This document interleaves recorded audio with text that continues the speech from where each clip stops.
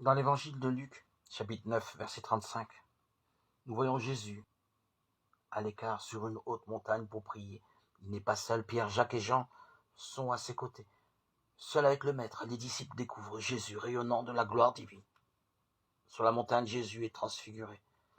Dieu laisse entrevoir sur le visage de Jésus de Nazareth son visage de Père.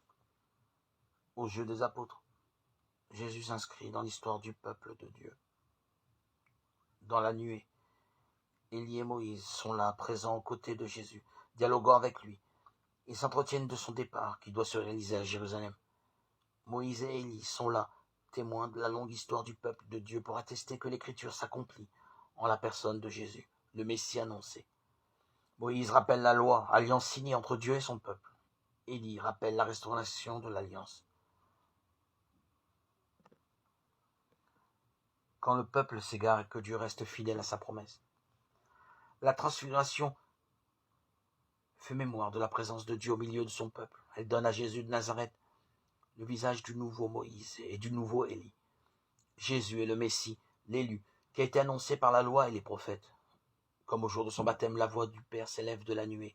Celui-ci est mon Fils, écoutez-le. Jésus est celui qu'il nous faut suivre, celui dont il nous faut écouter la voix. Notre marche vers Pâques est une belle occasion pour aller à l'écart, ouvrir les Écritures, écouter le Maître et le Serviteur.